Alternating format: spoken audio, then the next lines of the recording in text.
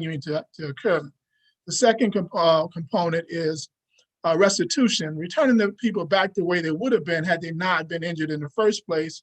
The third component is compensation for monetary redress for the crimes committed.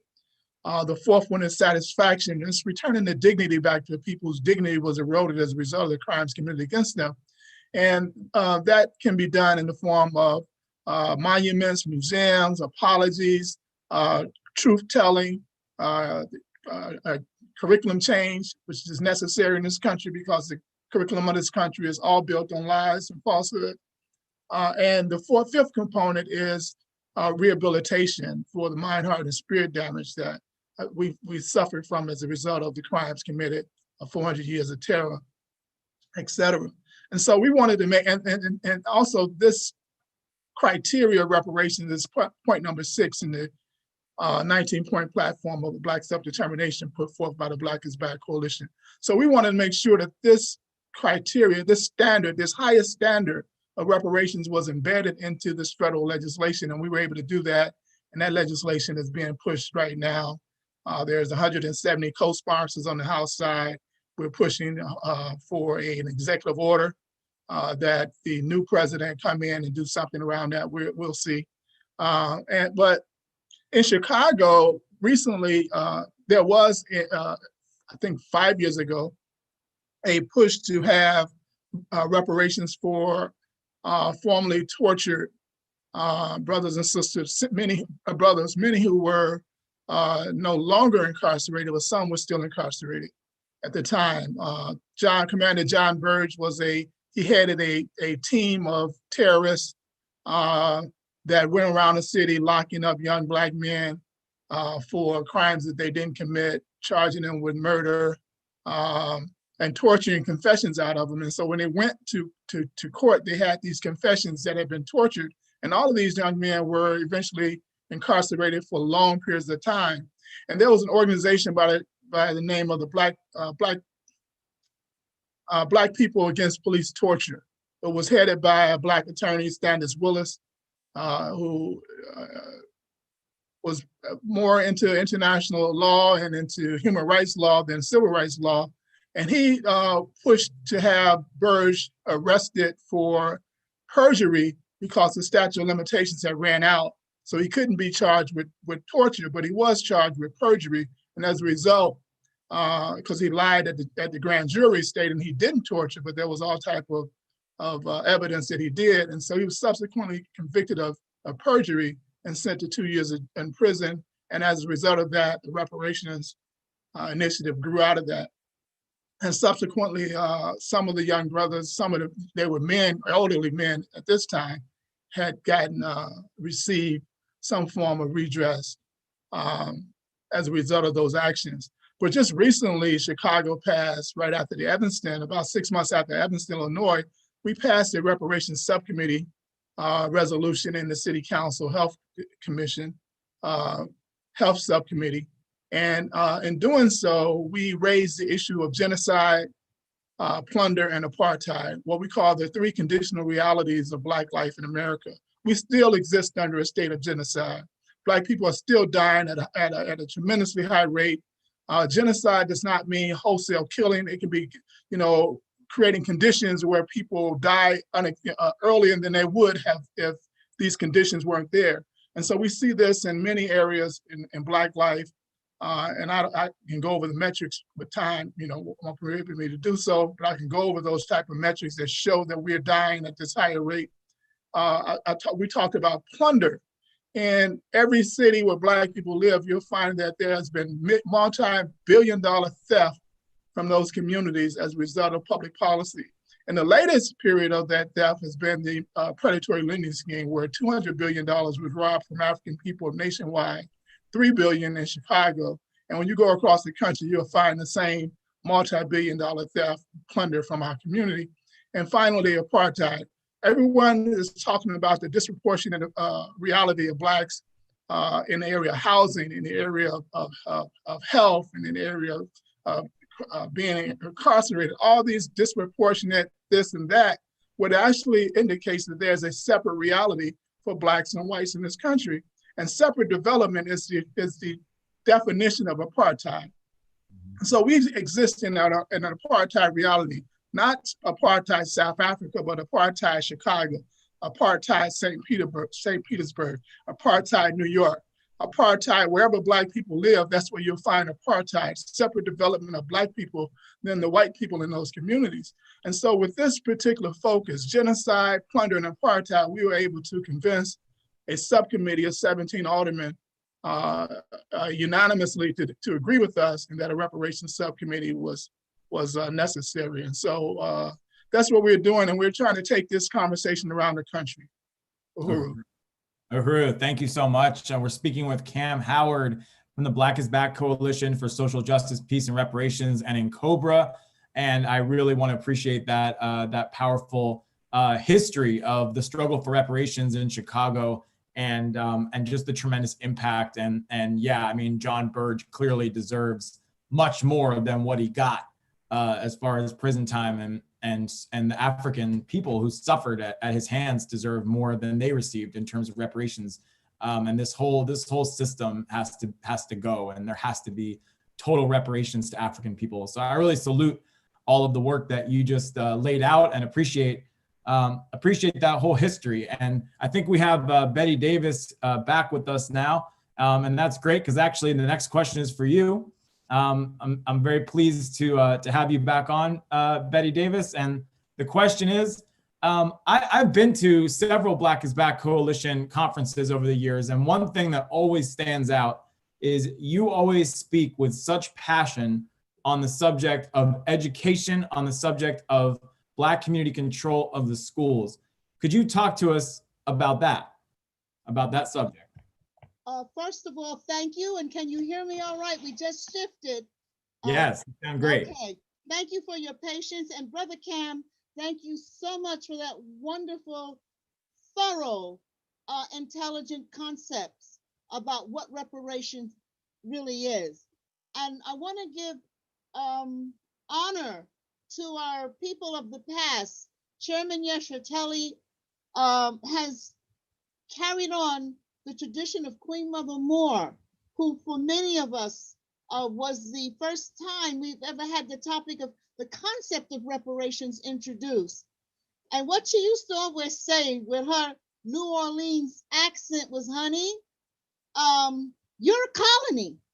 And so I would look and say, no, the colonies are in Africa, the continent, to myself, because I was not enlightened. But as Brother Cam is making clear, in a capitalist society, before you have the revolution and you are transitioning, you must control where you are. If you do not control the minds of the young, if you do not fight against what's known as metaphysical imperialism, then you are doomed to, if you know your Greek theories, Greek mythology, the rock of Sisyphus.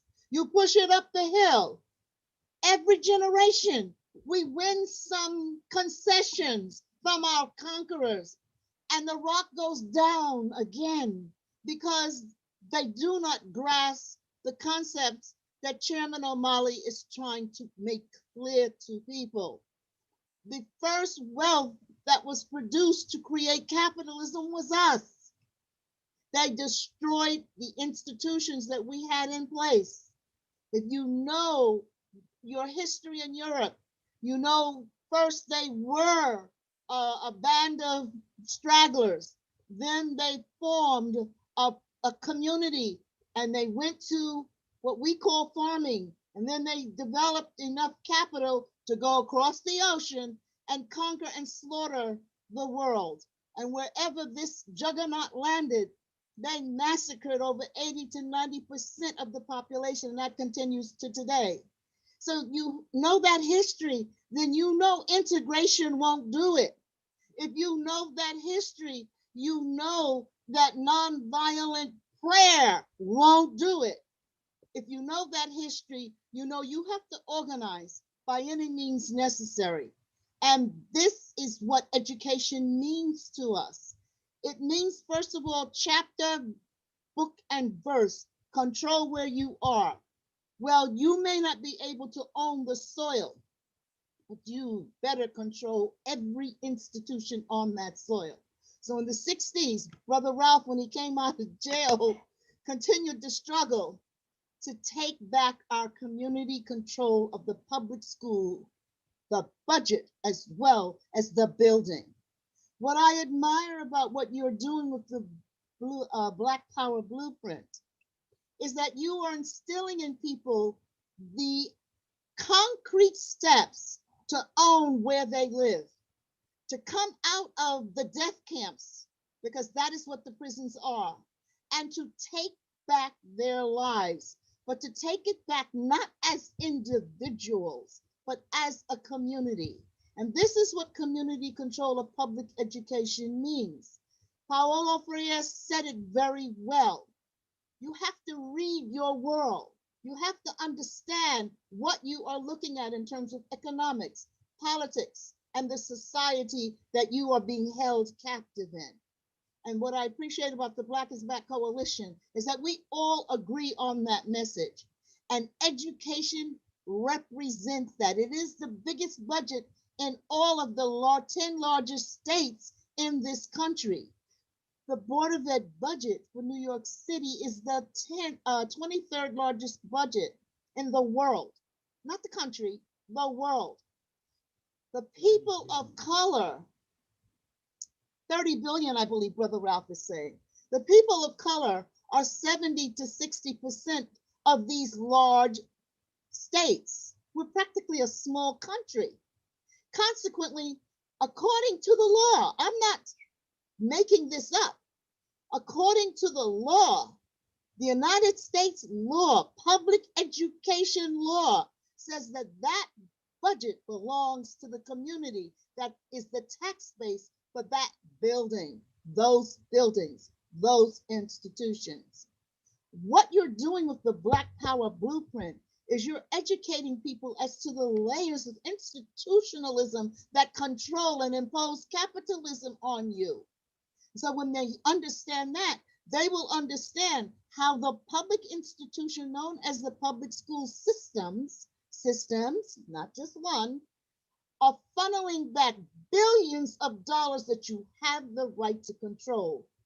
There is a contractor at the Black Power Blueprint in St. Louis who's responsible for the electrical installations. Likewise, the public education system. You're supposed to contract with someone that you choose. If white people have all the jobs in their communities, how do they dare have all the jobs in our communities? And this is what we're saying. For us, this is not just an issue of reparations. This is a struggle and a revolution, because you know nobody ever gives you your freedom. You have to take it. The first step for the Black Power Blueprint is that you're taking it back. You're taking it back with the assistance of your allies. Likewise, in the 60s, when we took back our schools, I'm not just talking the budget. We went in and took the buildings. We occupied those buildings. And the legislation followed that struggle. But, and later on you will be discussing this, the perfidy of the two-party system in this country. The people demanded community control, which means the budget, the hiring, the firing, the property that it's on. The system in the form of the Democratic Party in every inner city gave us decentralization. If you know your language from the Vietnam War, you know what this was. This was a Hamlet they were imposing upon us. It was not community control. So wow. What we are saying, those of us who advocate for total community control, is that we don't want decentralization. We don't want a demonstration building. We want it all. European Americans have it all in their public school system. We want that. And that is a form of reparations. That is a form of repairing what you stole from us. You stole the minds of our children. As Harriet Tubman said, the work of slavery is not done until it is self-perpetuating. And I heard the young brother earlier in your marathon speak about a recent shooting and someone who was an innocent victim.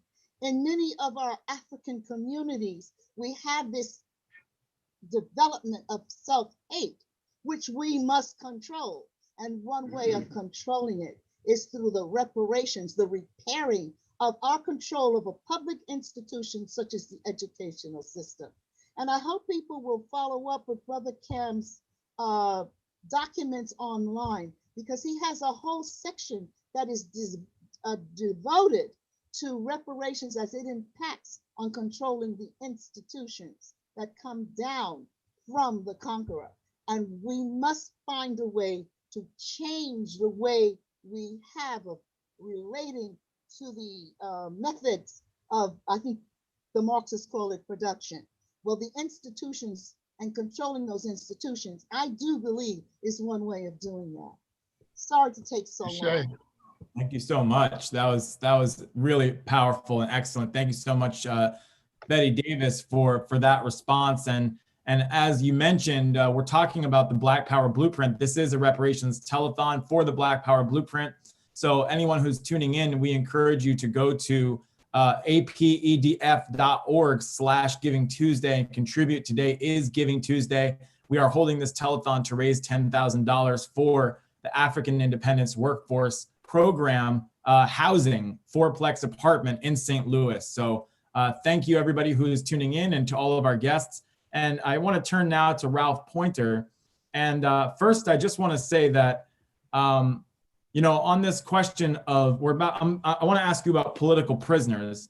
And I just want to acknowledge and honor the memory of Lynn Stewart, who was herself someone who fought for political prisoners and who was a political prisoner.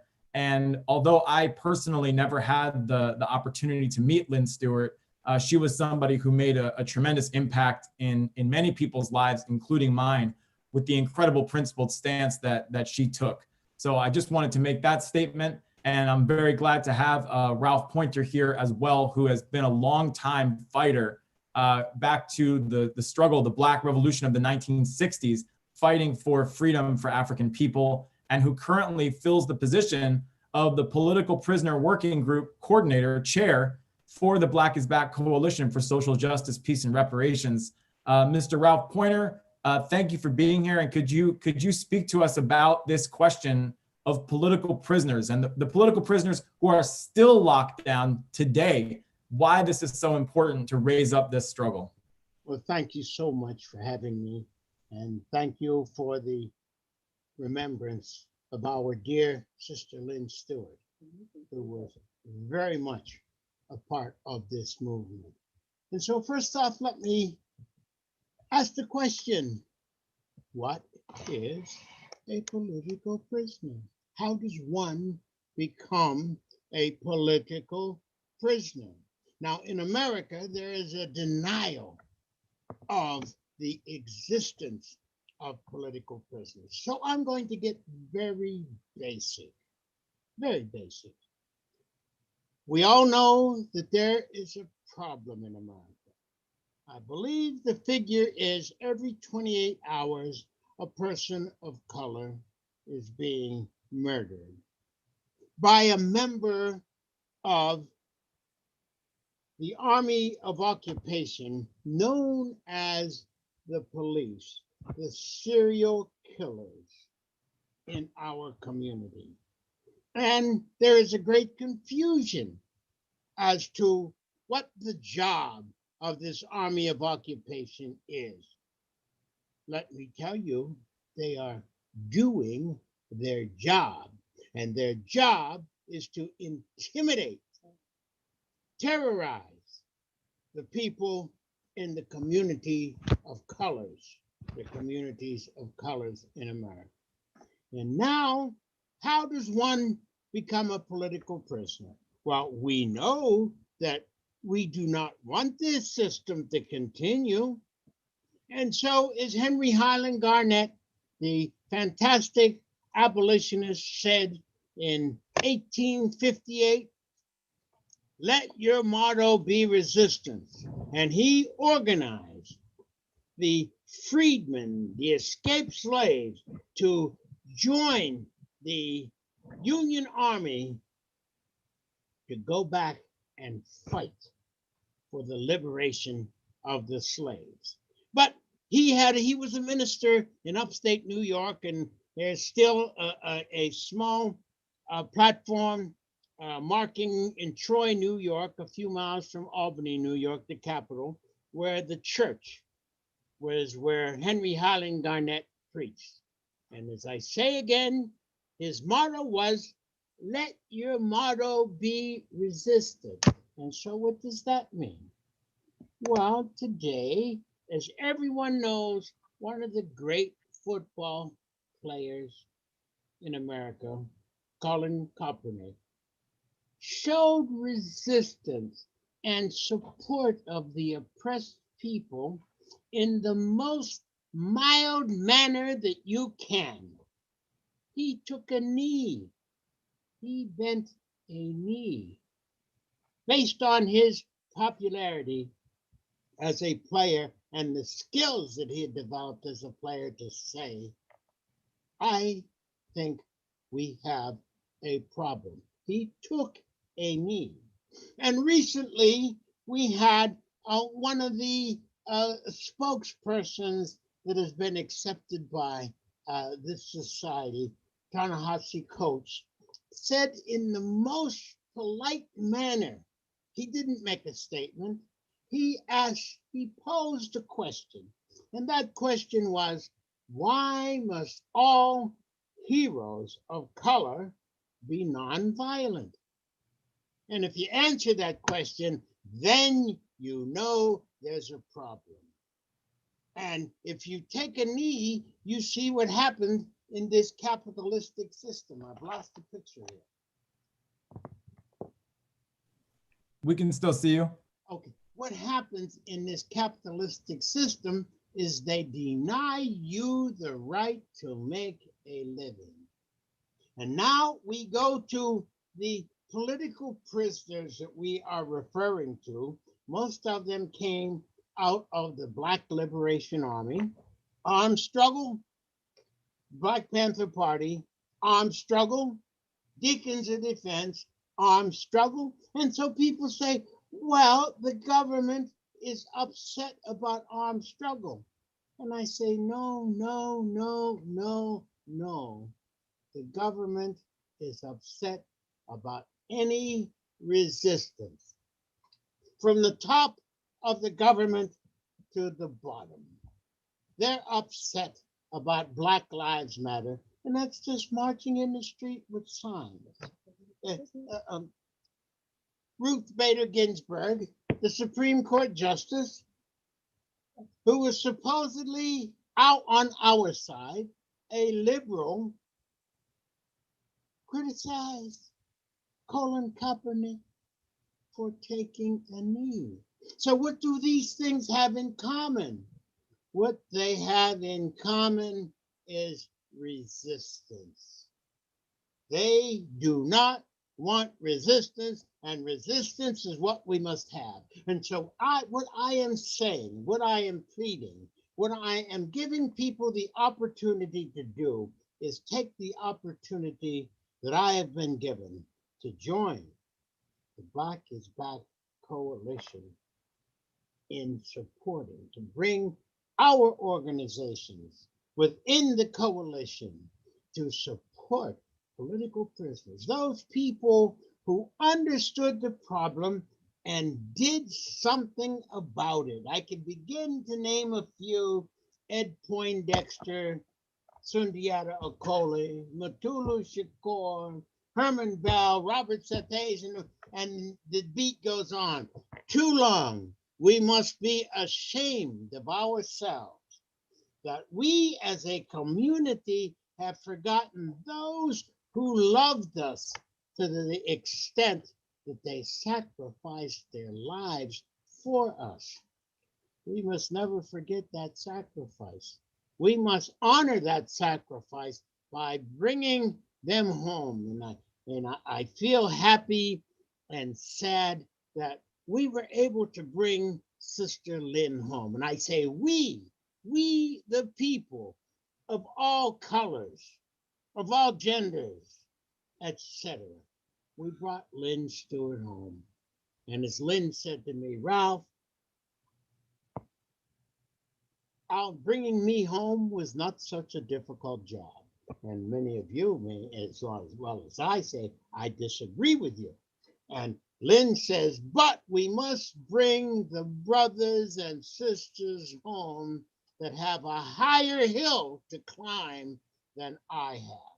And when she says she was talking about a white woman who had a career, who was well known in America, yet when she resisted the oppression of Muslims, they put her in the death camp while she had cancer. And what did she want to do? She says, tell the truth about what your system is. If you say freedom and justice for Black people, then do it, because I will support that. If you say freedom and justice for Muslims, then do it, because I will support that. And she supported both movements. And she was on the hit list of this American government for a long time. She was just one political prisoner, but as she said, her hill was not as high as the hill of others who had to climb to freedom. And so we must never leave behind those who gave their all for our liberation. We could not be here today without those people who we call political prisoners. The abolitionists, the reparations movement, all of these people who stood up for justice are in line to become political prisoners because the government wants no resistance.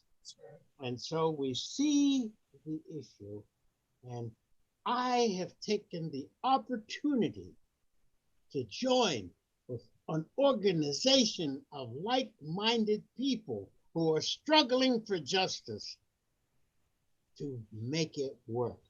And now everyone on this call and can speak to their friends to say, now you have an opportunity to join an organization, to be a part of a new beginning of that which has been here forever. We need a new beginning, and the Black is Back Coalition is giving us the opportunity to be a part of this great movement for liberation.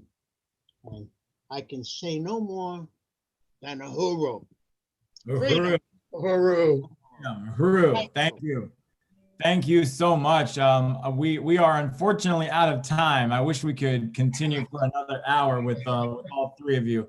This has been an incredible discussion, and we just thank you so much. It was a great honor to have you on the Reparations Telethon with us today. Thank you, thank you, thank you, and Uhuru.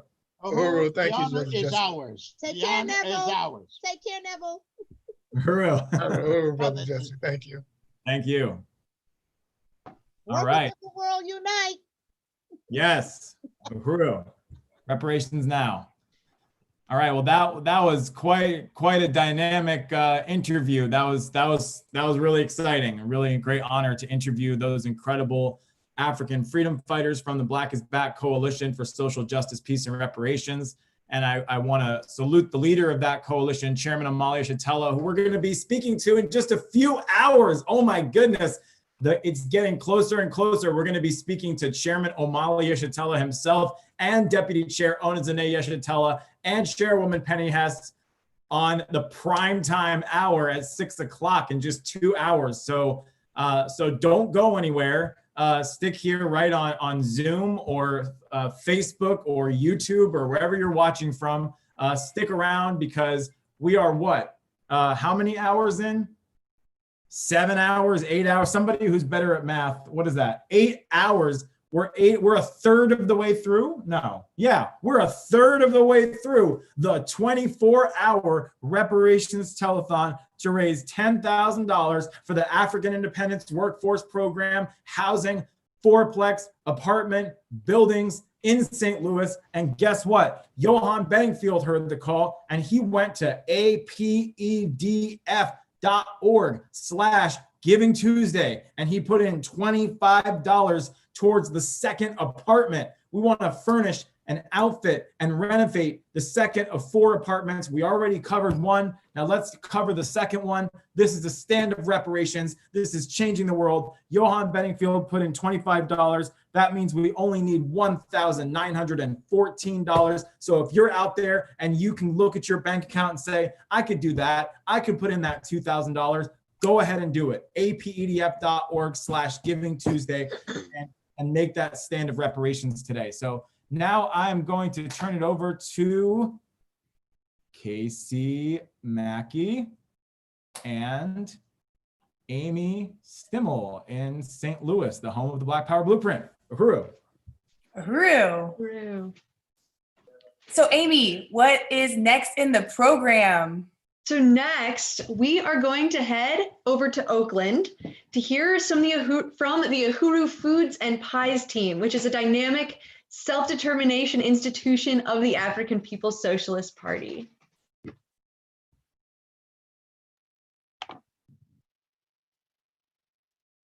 My name's Maureen Wagoner, and I'm a member of the African People's Solidarity Committee.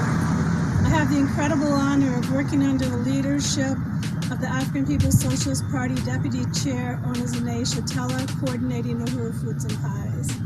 I also have the distinct honor of working with Siali Moyenda, who is now our baker in Uhuru Foods in Oakland, and Bakri Olatunji, who is the West Coast Regional Organizer for the African People's Socialist Party and the Vice Chair of Uhuru Foods and Pies, and hundreds, literally hundreds of volunteers, team members, staff who participate in economic development in the hands of African people worldwide for the benefit of African people.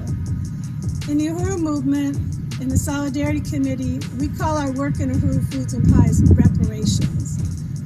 You can do reparations by paying money, by donating, or by working, giving our labor back to African people who have labored for 600 years or more to benefit white society and capitalism.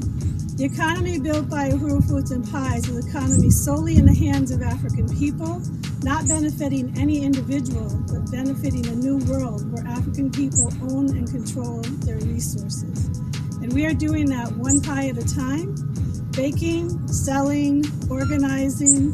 We have the honor of meeting many, many people in the community who then become part of the base of the Uhuru movement, contribute, donate, bake, sell, tell their friends, and feel connected to African people worldwide through solidarity. So I'm so honored to be on today's program with Bakri and Seali, supporting the Giving Tuesday, supporting the Black Power Blueprint, of which Uhuru Foods and Pies is one of the programs.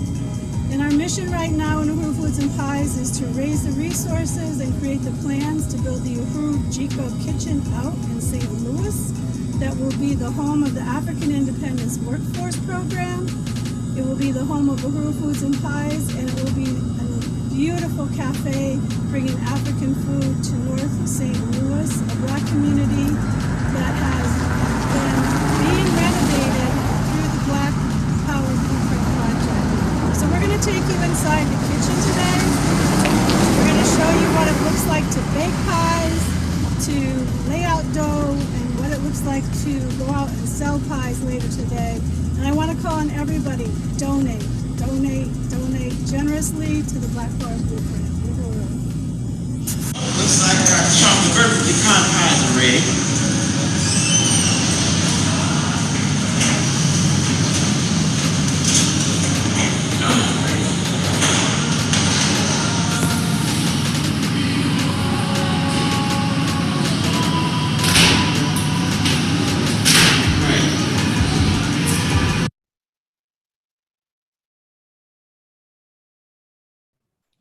Uhuru, due to some streaming complications that we're facing, we're just going to start that video over to make sure that everybody who's watching on Facebook and YouTube is able to continue participating. Thank you to everybody who's participating through Zoom. and we are going to go ahead and stop the stream and start the stream because we've hit the 8-hour limit. Facebook can't handle our 24-hour telethon. So